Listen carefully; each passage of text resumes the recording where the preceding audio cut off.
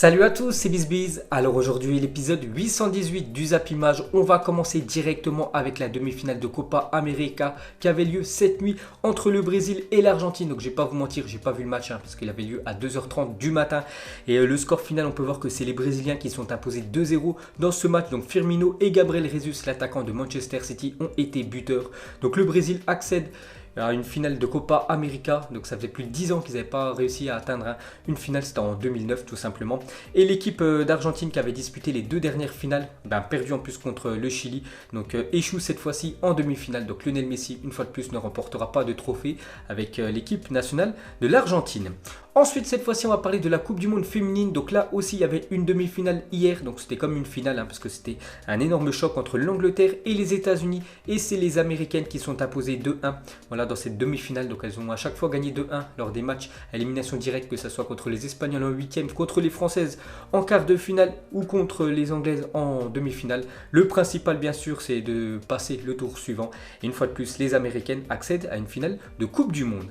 Ensuite, après son but face à l'Angleterre, Alex Morgan a mimé le geste de boire une tasse de thé pour chambrer les Anglaises. Vraiment une femme parfaite. Donc voilà ce qu'elle a fait quand elle a inscrit le deuxième but de son équipe des États-Unis. Donc elle a mimé en train de boire une tasse de thé. Donc ça c'est spécialement, on peut dire, pour les Anglaises, vraiment pour les chambrer. Et pour finir avec les Américaines, donc 5e finale de Coupe du Monde en 8 éditions pour les États-Unis. Je crois qu'elles ont déjà gagné 3 Coupes du Monde sur les 5 finales qu'elles ont disputées. Et une fois de plus, elles joueront une finale dimanche, soit contre les Pays-Bas, soit contre la Suède, car la demi-finale est ce soir. Ensuite, on clôture cette page Coupe du Monde féminine. On en parlera bien évidemment demain. On va aller sur le continent africain. On va parler de la Coupe d'Afrique des Nations avec les derniers matchs des phases de poule. Donc hier, Angola contre le Mali. Et c'est le Mali qui s'est imposé 1-0. Et grâce à leur victoire, ils terminent en tête de leur groupe. Donc félicitations aux Maliens. Et dans le même temps, il y avait Mauritanie contre la Tunisie. Et 0 partout. On peut voir que c'est le 3e match nul en autant de matchs pour la Tunisie. Donc 3 matchs nuls. Mais ils terminent quand même 2e. Et ils sont quand même qualifiés pour les 8e de finale. Ensuite, malgré leur 3e place, la Guinée, le Congo, le Bénin et l'Afrique du Sud sont qualifiés pour la phase à élimination directe de la Coupe d'Afrique des Nations. Donc ils ont terminé 3e sur 4. Mais ces 4 équipes-là sont quand même qualifiées pour les 8e de finale. Donc ça ne veut pas dire qu'elles ont terminé 3e, qu'elles vont sauter au premier tour. Rappelez-vous, le Portugal qui avait terminé 3e de son groupe lors de l'Euro, est allé jusqu'au bout de l'Euro 2016, a même gagné l'épreuve. Et pour finir avec cette Coupe d'Afrique des Nations, donc on connaît les affiches des 8e de finale, donc je ne vais pas toutes les citer. Donc pour moi, il y a un gros choc, c'est quand même le Ghana qui va jouer contre l'équipe de la Tunisie. Ensuite, on continue avec le football africain et un très mauvais souvenir, surtout pour l'équipe du Ghana. Donc il y a 9 ans, jour pour jour, Luis Suarez arrêtait le ballon avec ses mains sur sa ligne de but face au Ghana et privait le pays d'une qualification en demi-finale de Coupe du Monde. Jamais déjà une équipe africaine a atteint, on peut dire, une demi-finale de Coupe du Monde, et le Ghana était très bien parti pour se qualifier pour une demi-finale. Donc c'était Ghana contre l'Uruguay. Il y avait un partout, 120e minute, et en fait c'était un corner et je ne sais plus c'est quel joueur du Ghana allait marquer un but et Luis Suarez a arrêté tout simplement la balle avec ses mains alors que c'est un joueur. Donc il y a eu penalty après et le joueur ghanéen tout simplement a loupé le penalty, et après la séance de tir au but, vu que c'était à la fin du match, c'est l'Uruguay qui s'est imposé, mais bon, ils se sont fait éliminer en demi-finale contre les Pays-Bas. Ensuite, on ouvre la page Mercato, donc en provenance de Leeds United. Jack Clarke est la première recrue de Tottenham depuis 517 jours. Depuis le transfert de Lucas Moura, le montant de la transaction s'élève à 11 millions d'euros. Donc la dernière recrue de Tottenham, c'était Lucas Moura, qui avait été acheté du côté du Paris Saint-Germain. C'était en janvier 2018, et depuis, ils n'ont recruté aucun joueur quand même, l'équipe de Tottenham. Et hier, leur première recrue depuis plus de 500 jours, c'est Jack Clarke, un joueur qui vient de l'équipe de Leeds United.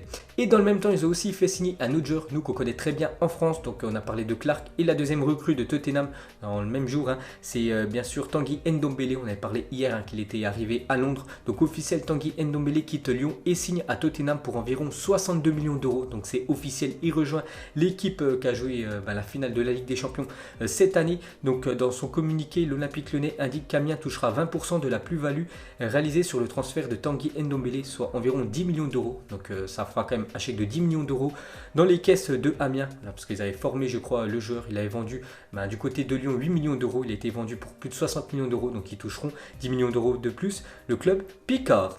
Et pour finir avec Tanguy Ndombele et l'Olympique Lyonnais, donc les plus grosses ventes de l'histoire de l'Olympique Lyonnais. Donc c'est Tanguy Ndombele qui est le numéro 1 avec 60 millions d'euros. C'est quand même le plus gros achat aussi de l'histoire de Tottenham, avec cette arrivée du milieu français. On peut voir qu'il devance Lacazette et Ferland Mendy 3e. Ensuite, à parler de la saga de l'été, bien évidemment, c'est le feuilleton Neymar. Donc on peut voir que la une a Journal Sport aujourd'hui en Espagne, c'est marqué en titre accord Coutinho PSG dans l'opération Neymar. Donc Coutinho accepterait les conditions économiques du PSG en l'absence d'accord entre Paris et Barcelone. Le PSG pourrait aussi choisir un autre joueur du Barça à inclure dans le deal. Donc cette fois-ci, la une Journal Mundo Deportivo, c'est marqué un échange de 170 millions d'euros en une de Mundo Deportivo. Donc c'est le prix que le Barça s'est fixé, le club veut payer Paris avec des joueurs. Donc voilà, ils veulent bien leur donner de l'argent, plus bien sûr inclure des joueurs dans le deal. Donc Coutinho, Rakitic, Umtiti ou Dembélé pour entrer dans l'opération. Donc voilà la dernière info sur Neymar avec le journal Mundo Deportivo. On peut voir aussi que Neymar fait la une à un journal L'équipe où c'est marqué en titre Neymar, le grand bluff. Et pour finir avec la star brésilienne, une déclaration de Javier Tebas sur Neymar. Donc Javier Tebas, c'est le président de la Ligue de football espagnole. Il a dit laissez-le venir, s'il se comporte mieux, mais si en dehors du terrain il n'est pas correct, je préfère qu'il ne retourne pas en Liga. Les valeurs que nous transmettons sont très importantes, je préfère d'autres joueurs. Donc voilà ce qu'a dit le président de la Ligue de football espagnol sur la star brésilienne. Ensuite, on continue avec le Paris Saint-Germain et la grosse info de la journée et le très gros coup réalisé quand même par le PSG.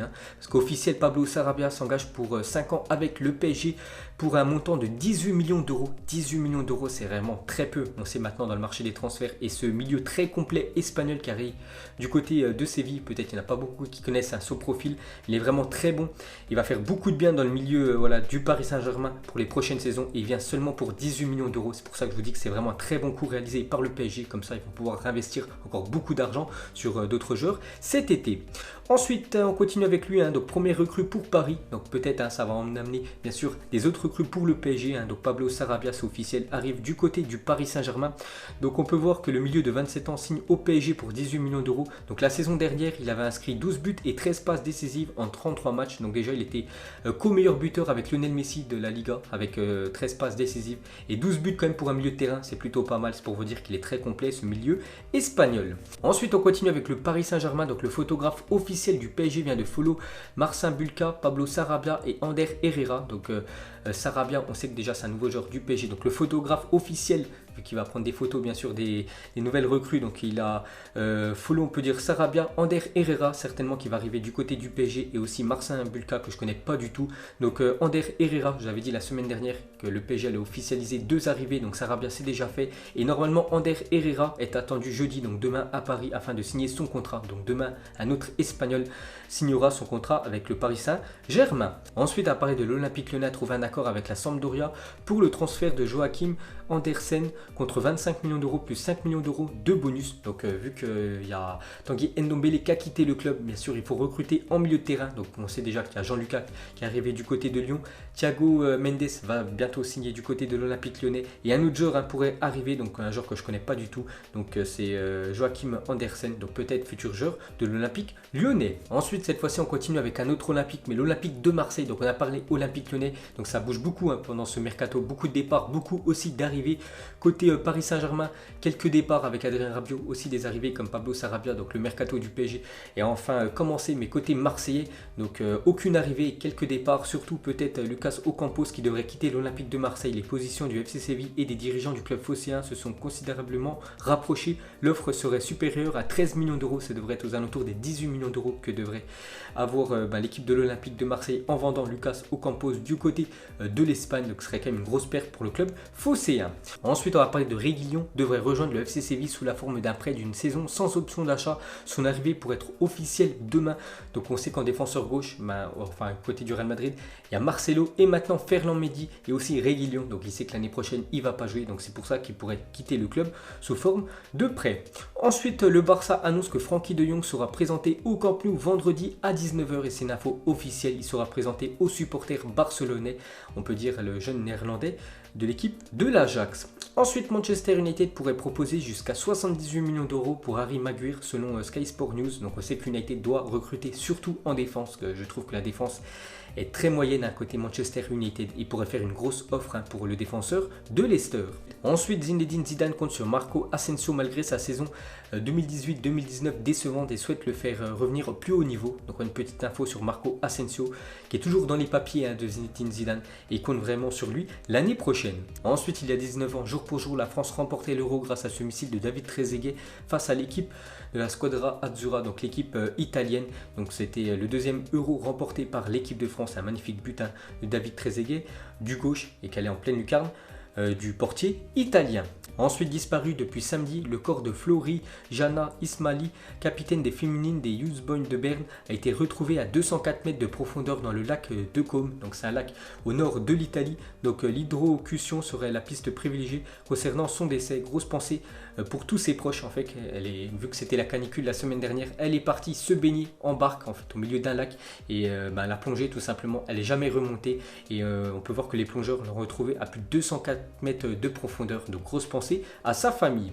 Ensuite, les Marseillais affichent des banderoles dans la ville pour protester contre la couleur verte imposée par le nouveau sponsor du club. Donc hier, on avait parlé que Marseille et Uber Eats sont en partenariat pendant 3 ans et on peut voir qu'à Marseille, voilà, ça passe pas du tout et il y a des banderoles où c'est marqué pas de vert sur notre maillot par rapport au nouveau maillot de l'OM. Et pour finir ce zappimage, on va terminer avec Lionel Messi. Donc on a parlé que Messi, une fois de plus, a échoué, on peut dire, avec l'équipe de l'Argentine. Donc pour vous, est-ce que Lionel Messi remportera, oui ou non, un trophée majeur avec l'équipe de l'Argentine, que ce soit une Copa América ou que ce soit une Coupe du Monde? N'oubliez pas qu'il a 32 ans, la star du FC Barcelone. Donc vous mettrez tout ça en commentaire. Donc voilà les gars, la fin de zappimage 818. Donc si ça vous a plu, un petit like et je vous ferai l'épisode 819 demain. Donc moi je vous laisse et je vous dis à la prochaine. Comme d'habitude, ciao à tous.